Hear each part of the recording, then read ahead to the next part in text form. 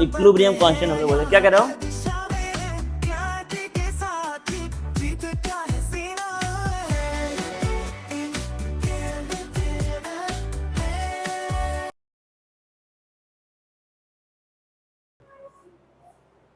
तो आप इस कोड के साथ हम फिर से स्टार्ट करेंगे लेक्चर को। कोड क्या है? इफ नहीं है, your laziness is a disrespect to all the people who believe in. तो आप लेजी ना रहें लाइफ में, अपने काम को करें। कल तुम कितने घंटे पढ़ाई की हो? कल कितने घंटे पढ़ाई की हो? सच्चाई बोलना भाई, ठीक है? गुनाह मिलता है बहुत ज्यादा खतरनाक वाला। कल तुम नहीं पढ़ाई की बिल्कुल भी? कल आपने कितने घंटे पढ़ाई की है? कितना? बिल्कुल भी पढ़ाई नहीं। कल आपने कितने घंटे, बीमार थी, कल आपने कितने घंटे पढ़ाई की है? यार ये इसको फिर, हाँ मतलब पढ़ाई ही उसको बोला जाता है। 3 घंटा पूरे दिन में? स्कूल में कितने बजे आई थी? स्कूल से 2 बजे से लेकर के रात में 10 बजे तुम 3 घंटा बस पढ़ाई की हो, कोचिंग भी नहीं था। क्या आपको लगता है कि, चलो ठीक है आप बैठ जाइए, दोनों लोग बैठ जाओ, सत्यम खड़े हो जाओ। क्या आपको लगता है कि बिल्कुल ना पढ़ करके आपका कुछ हो जाएगा बोर्ड के एग्जाम में? तो क्यों नहीं पढ़ाई किए थे यार? मन में आना चाहिए ना, थोड़ा सा अजीब अजीब सा फील होना चाहिए कि यार पढ़ नहीं रहे, क्या करेंगे जिंदगी में। या तो पढ़ो या फिर बिल्कुल मत पढ़ो। मेरा मानना है अब जो है, अब मेरा ये मानना है कि या तो आप किसी भी काम को करें तो एकदम आग लगा दे, या फिर बिल्कुल मत करें। क्योंकि अगर बीच में रहोगे ना तो नुकसान हो जाएगा। समझ लो बात को? बीच में रहोगे तो क्या हो जाएगा? जैसे नीट का पेपर अभी लीक हुआ है, लेकिन उसमें भी जो बच्चा 700 मार्क्स पाया होगा उसको तो मिला ही है ना कॉलेज, ठीक है? मतलब जो एकदम एक्सट्रीम लेवल पे किया है पढ़ाई। कुछ लोग ऐसा था कि जो जिनको लगा था कि 620 पे भी मिल जाएगा कॉलेज, लेकिन उन लोगों को नहीं मिला। लेकिन जो 700 पाया उसको तो फिर भी कॉलेज मिला ही है। अच्छा नहीं, जितना उससे ज्यादा उतना भयंकर कॉलेज नहीं मिला, लेकिन फिर भी मिला कॉलेज उसको भी। इसलिए या तो एकदम आग लगा दो या फिर आग बुझा दो, सिंपल बात है। समझ रहे हो सत्यम? क्यों नहीं पढ़ाई की यार? परसों कितना घंटा पढ़े थे? नरसों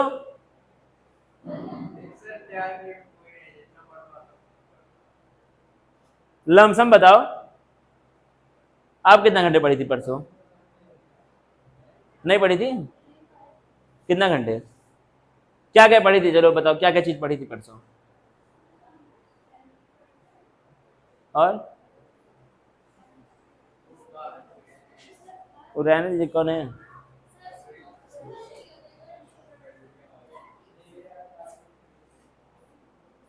कहाँ पे है?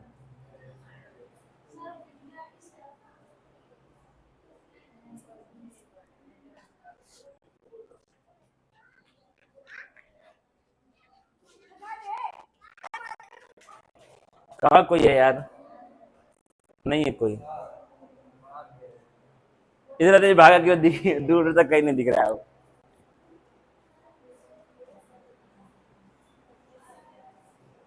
हालांकि ये बात भी, जो छपरी होता है ना उसको एक अंदर से डर होता है, किया होता है कुछ ना कुछ गलत गलत काम अपने लाइफ में, उसको डर रहता ही। अब देखो पढ़ेंगे इसके आगे हम लोग। तो बताओ डैनियल सेल क्या होता है? उसको हम लोग क्या बोलते हैं? Daniel cell. दो लोग बैठ जाओ, देखना बड़े ध्यान से, इसको समझने का ट्राई करना। बिल्कुल सेम टू सेम है, ठीक है? जो अभी तक हम लोग पढ़ चुके हैं वैसा ही है लगभग लगभग, लेकिन एक बार समझ लेना फिर भी। If the circuit in Daniel cell is closed then we note that the reaction. क्या है? अगर हम लोग सर्किट को क्लोज कर दे, मतलब क्या है? सेल काम करने लगे, तो क्या होता है आपका? Zn प्लस Cu2 प्लस क्या बनाता है? Zn2 plus plus Cu। जाहिर सी बात है, देख चुके हैं। Takes place and as time passes the concentration of Zn2 plus keeps on increasing while the concentration of Cu2 plus keeps on decreasing. जाहिर सी बात है, ये सब तो होता ही है, पता है पहले से। At the same time the voltage of the cell as read on the voltmeter keeps on decreasing. जब क्या होगा? जब आयन का कंटेंट दोनों साइड लगभग लगभग बराबर होने लगेगा, तो क्या होगा? वोल्टेज आपका कम होने लगेगा। पहले क्या था? वोल्टेज मैक्सिमम था, धीरे धीरे क्या होगा? वोल्टेज कम होता रहेगा, ऐसा होता ही है। फिर क्या देखो, after some time we shall note that there is no change in the concentration of Cu2 plus and Zn2 plus. तो क्या होगा?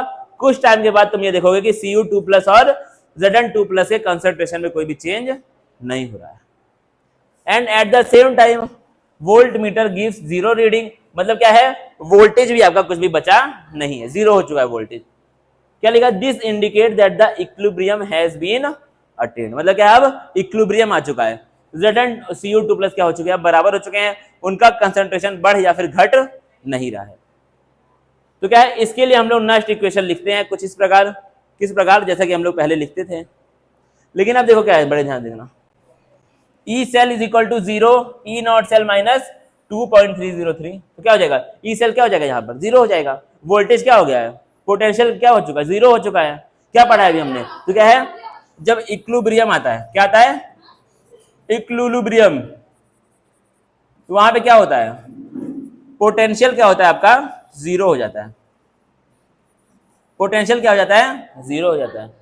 उसी टाइम पे क्या होता है आपका, वोल्ट मीटर की रीडिंग क्या हो जाएगी, जीरो हो जाएगी, क्योंकि क्या हो चुका है, पोटेंशियल आपका जीरो हो चुका है। मतलब इसका मतलब क्या होगा, अगर इसको हम लोग अच्छे से लिखे इंसानों की तरह, तो क्या होगा,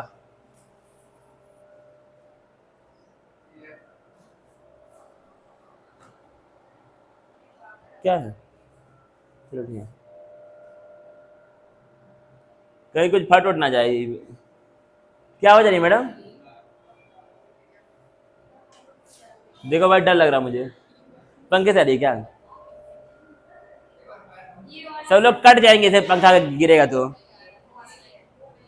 अरे कोई ड्रिलिंग मशीन से आती है उसे, चलो ठीक है हटाओ। तो क्या हो जाएगा, इसका मतलब क्या, आपका ई सेल क्या हो जाएगा, जीरो हो जाएगा। क्या हो जाएगा, ई सेल जीरो हो जाएगा, क्योंकि पोटेंशियल क्या हो चुका है, जीरो हो चुका है। और इसका मतलब ही क्या था, इलेक्ट्रोमोटिव फोर्स मतलब वोल्टेज, और वोल्टेज क्या हो चुका है, जीरो हो चुका है। मतलब जो ई सेल का फॉर्मूला था वो किसके हो जाएगा, बराबर, जीरो के बराबर। तो इसको देखो कुछ इस प्रकार हम लोग लिख सकते हैं,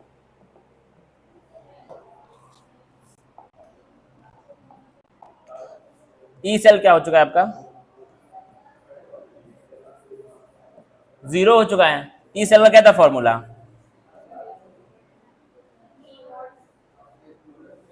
है ई सेल का फॉर्मूला क्या था, ई नॉट सेल नहीं बोल रहा हूँ, ई सेल बोल रहा हूँ मैं।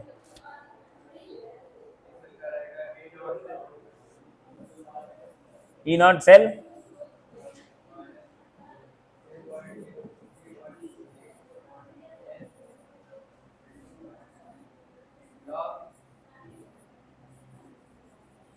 ठीक है, ये क्या था आपका फॉर्मूला ई सेल का, ठीक है।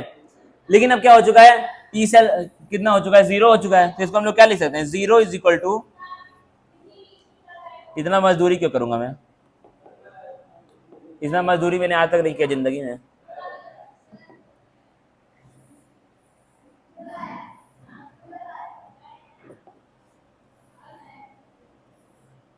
ठीक है, ये क्या हो चुका है आपका, जीरो के बराबर हो गया।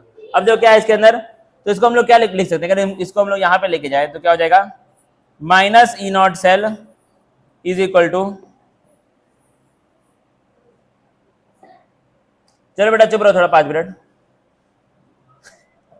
Minus E not cell is equal to minus ये, ठीक है। माइनस से माइनस क्या हो सकता है, कट सकता है, कट जाएगा ना भाई, माइनस से माइनस, बैठ जाओ। तो इसको हम लोग क्या, अब देखो ई नॉट सेल का एक और नया फॉर्मूला आ गया, नया नवेला फॉर्मूला ई नॉट सेल का, लॉग जो भी यहां आता है product upon reactor, P upon R, इसको मैं लिख दे रहा हूं ऐसे, ठीक है, पी अपॉन आर। अब ये क्या हो गया तुम्हारा, ई नॉट सेल का एक और नया फॉर्मूला हो गया। ई नॉट सेल का एक और फॉर्मूला हम लोग पढ़ चुके हैं, क्या था, OP minus OP plus RP, पढ़ चुके हैं ना, ओपी प्लस आरपी हम लोग पढ़ चुके हैं ई नॉट सेल का। लेकिन एक और नया फॉर्मूला मार्केट में आ चुका है, किसका, ई नॉट सेल का, देखना बड़े ध्यान से। अब देखना एनसीईआरटी में और क्या लिख दिया है, एनसीईआरटी का ज्ञान। अब क्या लिखा है, but at equilibrium Zn2 plus Cu2 plus को हम लोग क्या बोलते हैं, केसी बोलते हैं, क्या बोलते हैं, केसी बोलते हैं। अब ये केसी क्यों बोलते हैं, अगर तुमने इक्विलिब्रियम नाम का चैप्टर अगर पढ़ा है, तुमको पता होगा क्या बोलते हैं इसको, हम लोग केसी बोलते हैं। अगर नहीं पढ़ा है तो अभी के लिए याद कर लो कि क्या बोलेंगे इसको, हम लोग केसी बोलेंगे। किसको, Zn2 plus upon Cu2 plus हम लोग क्या बोलेंगे, केसी बोलेंगे। At T is equal to 298 kelvin the above equation can be written as, अब क्या है, 298 केल्विन पे वोल्टेज क्या हो जाता है, 1.1 वोल्ट हो जाता है। तो यहाँ पे इसको हम लोग ऐसे भी तो लिख सकते हैं, ऐसे लिख सकते हैं, कैसे, E not cell is equal to 0.059 volt upon 2 log KC is equal to 1.1, क्योंकि 298 केल्विन पे वोल्टेज का क्या दिया हुआ था, 1 दिया हुआ था। तुमको एकदम स्टार्टिंग में तुमने पढ़ा होगा जब हम लोग यहाँ पे खेल रहे थे। अरे ये वाला जब हम लोग खेल रहे थे एनसीईआरटी, ढेर सारे डायग्राम दिए थे एक साथ, बताना कहाँ है, कौन सा पेज नंबर है वो, ये वाला ये वाला ये वाला पढ़ रहे थे ना यहाँ पे हम लोग 1.1 होता है 298 केल्विन पे वोल्टेज, वही चीज यहाँ पर भी लिख दिया 298 पे क्या होता है 1.1 होता है, तो ई नॉट सेल क्या हो जाएगा 1.1 के बराबर हो जाएगा। तो यहाँ पे देखना कैसे हम लोग लिख सकते हैं,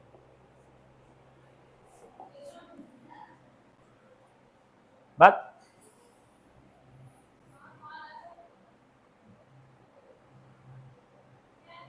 थोड़ा और छोटा, बस हो गया, यहाँ कोने में इसको ऐसे रखेंगे, देखना पतला पेन, ठीक है। अब इसको हम लोग और क्या लिख सकते हैं, एट 298 केल्विन, ठीक है, एट 298 केल्विन।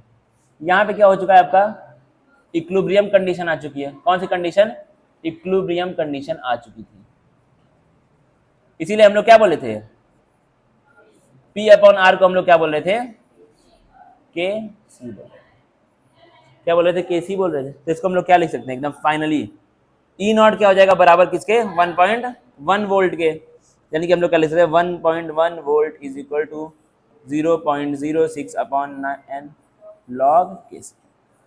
एक और नया फॉर्मूला मार्केट में आ चुका है, देखो अगर तुमसे बोले कि लॉग केसी फाइंड या फिर केसी की वैल्यू फाइंड करो, तो तुम ऐसे फाइंड कर सकते हो, ठीक है। क्या करो, केसी की वैल्यू, केसी को हम लोग क्या बोलते हैं, इक्विलिब्रियम कांस्टेंट, क्या बोलते हैं इसको हम लोग, इक्विलिब्रियम कांस्टेंट।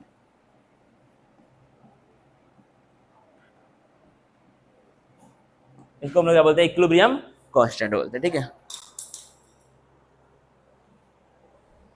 इक्विलिब्रियम कांस्टेंट हम लोग बोलते हैं। क्या कह रहे हो गया ना बेटा, तो बैठे तो मजा लो अब अपना, अब मजा लो जिंदगी का, ठीक है। कहां पे थे यार,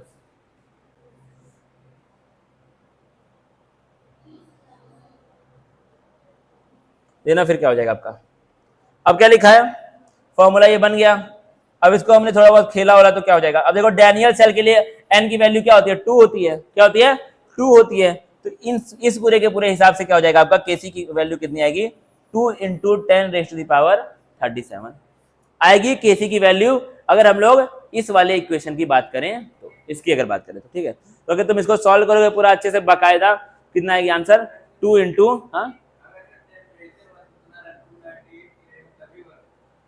हाँ क्या, तब नहीं होगा, 298 केल्विन की यहाँ बात हो रही है, वरना वोल्टेज उतना होगा ही नहीं, 298 केल्विन के वोल्टेज की बात कर रहा है। अब देखो एक और आपका क्या, इन जनरल एक नया फॉर्मूला क्या आया है, E not cell is equal to 2.303 RT NF log KC। अब RT upon NF, RT upon F का हम लोग निकाल दिए थे, क्या लिखे थे हम लोग 0.06, तो अपना यहाँ से खेल हो गया था। इसको जब कैलकुलेट किया कितना है 0.06, इस पूरे को देखना पड़े ध्यान से, इसको सॉल्व किया तो क्या था 0.06, तो अपना उसको हम लोग वहां पे लिख लिए हैं।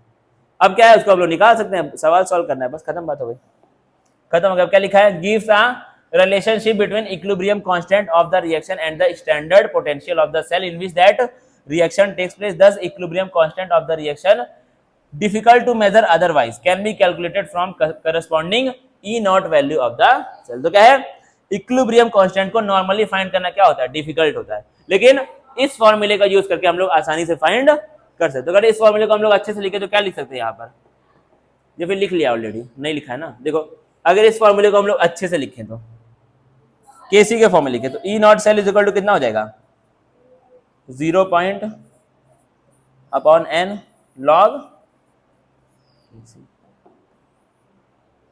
ठीक है, लॉग केसी, ऐसे हम लोग इसको लिख सकते हैं। यहां पे तो क्या था, यहां पर एक पार्टिकुलर टेम्परेचर की बात की थी, लेकिन ये फॉर्मूला क्या आपका जनरल फॉर्मूला है। कौन सा फॉर्मूला, जनरल फॉर्मूला, ये क्या तुम्हारा एक जनरल फॉर्मूला निकला है। तो ये किसी भी टेम्परेचर पे तुम यहाँ से ई नॉट सेल अगर दिया है तो केसी फाइंड कर सकते हो, और केसी दिया है तो ई नॉट सेल फाइंड कर सकते हो, ठीक है, किसी भी टेम्परेचर पे। और ये क्या था, बस खाली इस टेम्परेचर पे दिया था, ठीक है। इसको नोट करो कॉपी में जल्दी से, हाँ इसको नोट करो कॉपी में, उसके फिर हम आगे एनसीईआरटी में जो सवाल दिया उसको सॉल्व करेंगे। डंडा देखो वहीं कहीं रखा हुआ, उठा लो, वाइपर वाइपर कहीं होगा ले लो, ये देखो डंडा है क्या, नहीं उससे मत दो भाई, खत्म हो जाएगा बच्चा जिसको मारेंगी। किस गेंद लेके जाओ, रुया मत लेके जाओ उसको। किसको मारना है?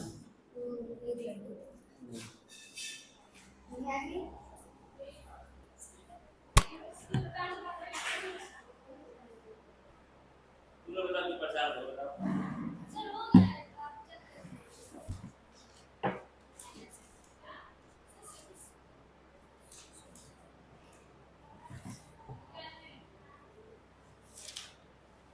मैं तो सॉल्व की हो, यहाँ लिखा है English literature lesson 1 to learn. अभी यहाँ अभी तुरंत कहाँ से अभी तुरंत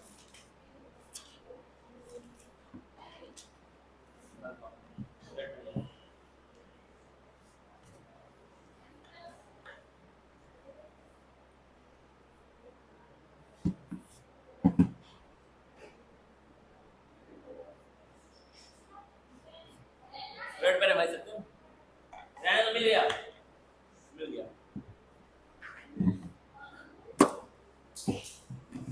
बता के फेंको, ये चलता है।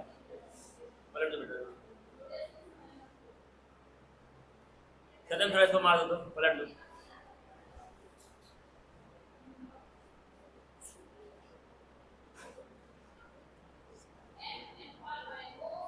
Thirty 37 into 26।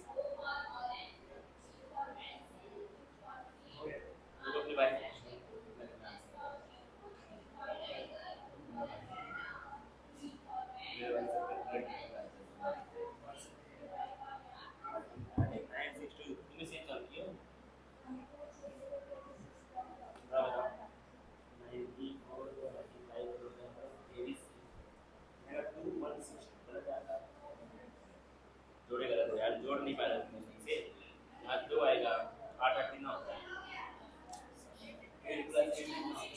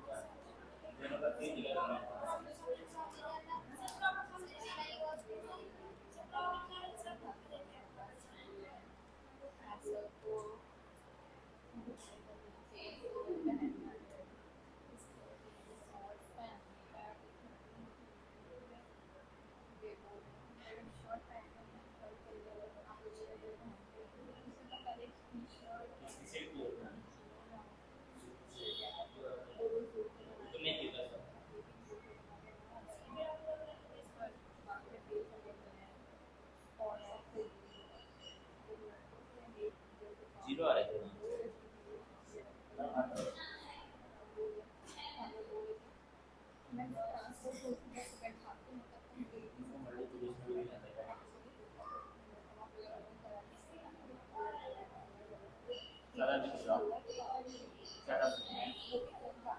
क्या तुमने इसको लिख लिया?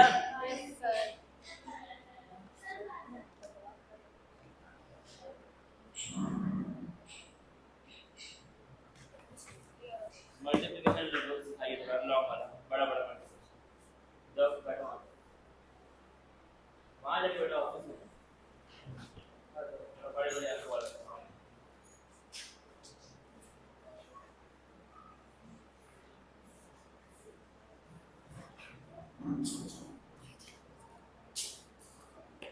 अब इस सवाल को हम सॉल्व करेंगे। एग्जांपल नंबर 2.2 को सॉल्व करेंगे, दिखाऊंगा देखो।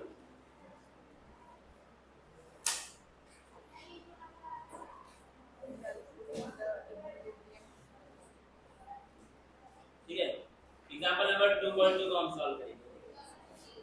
अगर आप इसको सॉल्व कर पाए तो करें, वरना फिर दे दो।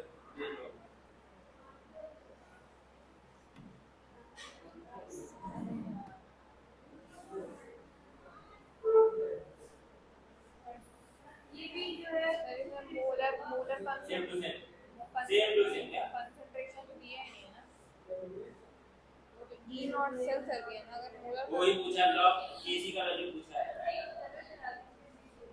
ई नॉट दिया हुआ है, केसी का वैल्यू पूछा है, फार्मूला वगैरह रहेगा जो मैंने पढ़ाया है, फार्मूला याद रहेगा, फार्मूला ये देखो, ये वाला फार्मूला है, ये वाला भी नहीं है बकायदा, ये फार्मूला सबने लिख लिया कि नहीं अपनी कॉपी में, ये वाला लिखा था अपनी कॉपी में, यही वाला लगेगा। अब अगर तुम जान ना पाओ कैसे लगेगा, मुझसे मिल लेना अभी, फिर मिलके बात करेंगे।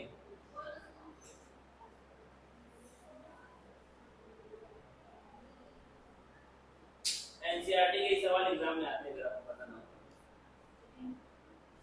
पता है तो समझदार हो।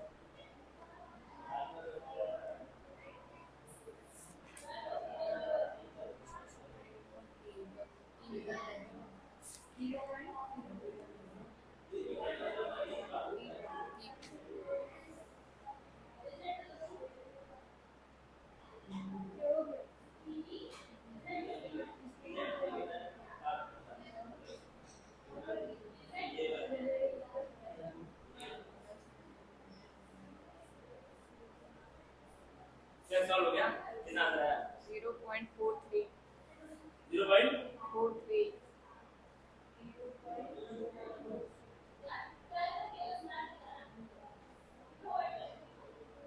वो जो लॉग केसी आया होगा, हाँ केसी बताओ, लॉग के रखना पड़ेगा क्या, हाँ लॉग की वैल्यू मल्टीप्लाई करनी पड़ेगी उससे, हाँ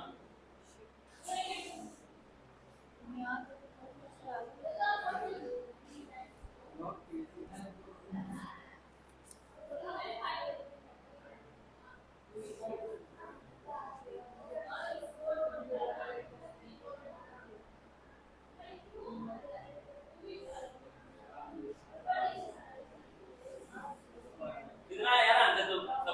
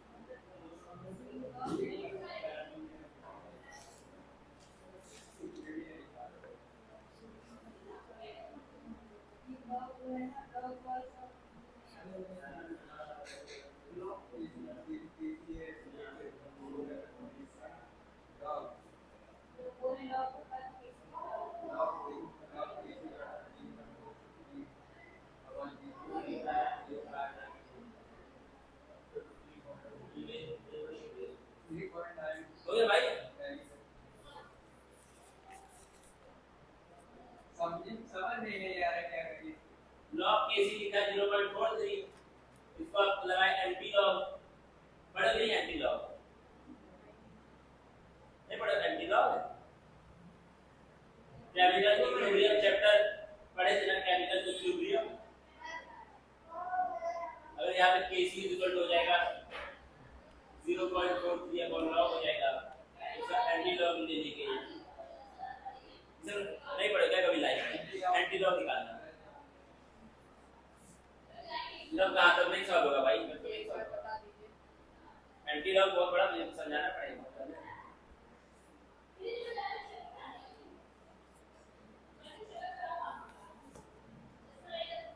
एंटी लॉग तो कम से कम 2 क्लास समझाना पड़ेगा पूरा। सच्चे थोड़ा जॉब आज मास्टर से पूछ लो कि पढ़ाए कि नहीं YouTube पे, एंटी लॉग पढ़ाए हुआ जब पूछ लो, एंटी लॉग पढ़ाना पड़ेगा मुझे, 2 दिन मेरा बीत जाएगा इसमें। पढ़ा चुका हूं वैसे केमिकल इक्विलिब्रियम चैप्टर में एंटी लॉग निकालना। साफ हो गया क्या?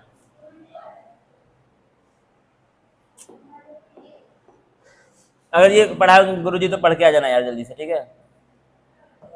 पढ़ाई नहीं होंगे पहली बात।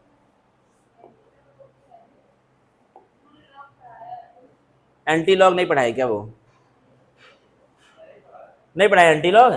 बात तेरी तो मुझे अब समझाना पड़ेगा एंटी लॉग, दुनिया भर का झंझट है एंटी लॉग।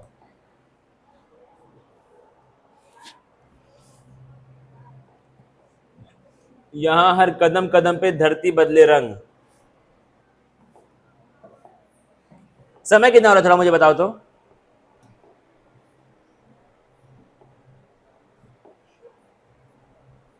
समय कितना हो रहा है? स्विच ऑफ हो गया?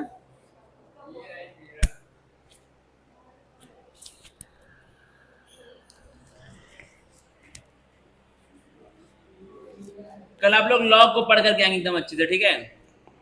कल आप लोग लॉग को एकदम अच्छे से डिटेल में पढ़ करके आएंगे, उसके बाद फिर एंटी लॉग तभी समझ में आएगा।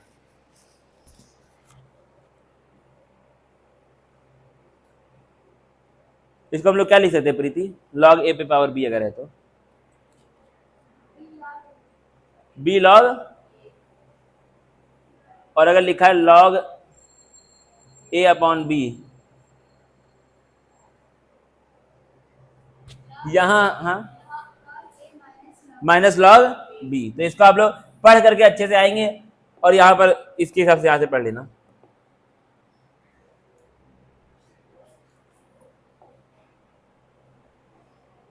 केवाईटी क्लासेस है ना, केवाईटी क्लासेस प्रिंसिपल्स ऑफ इनहेरिटेंस किस पे पढ़ा है, कौन से वाले पे चैनल पे?